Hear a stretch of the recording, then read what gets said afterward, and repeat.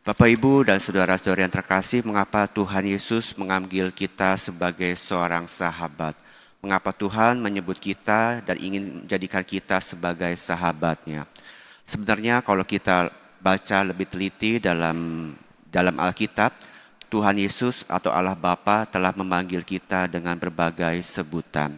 Contohnya karena Allah sebagai Bapa, Ia memanggil kita sebagai anak-anaknya. Allah adalah Bapa dan kita adalah anak-anaknya.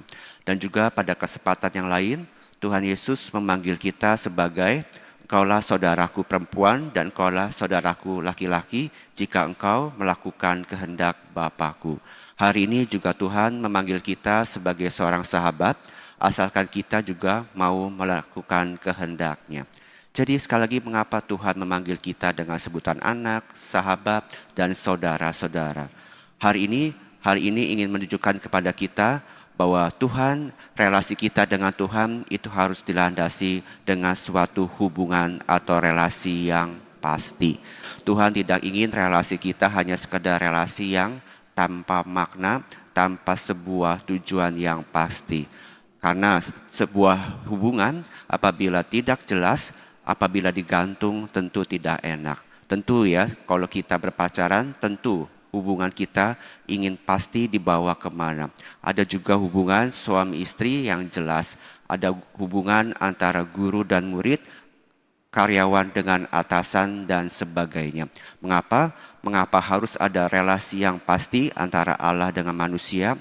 Supaya kita pun mengerti apa yang akan menjadi hak dan kewajiban kita. Supaya kita tahu apa yang menjadi kewajiban kita dan apa yang harus bisa menjadi hak kita. Apa kewajiban kita sebagai anak Allah, sebagai sahabatnya Tuhan dan juga sebagai saudaranya Tuhan.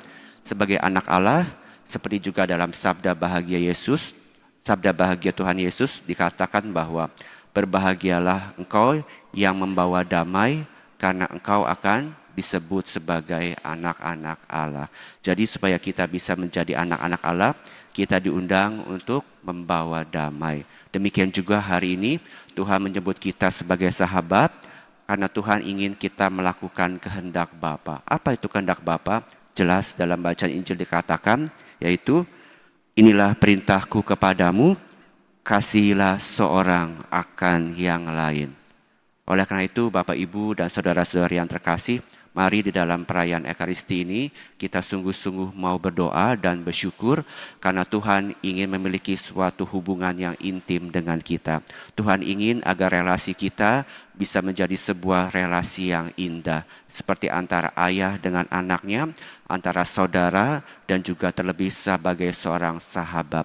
Kuncinya supaya kita sungguh-sungguh bisa memiliki relasi dengan Tuhan, yaitu kita mau melakukan kehendak Tuhan. Dan hari ini Tuhan menegaskan kepada kita, yaitu hiduplah dalam kasih, saling mengampuni, menjadi pembawa damai, dan kasihilah seorang akan yang lain. Semoga demikian, Tuhan memberkati.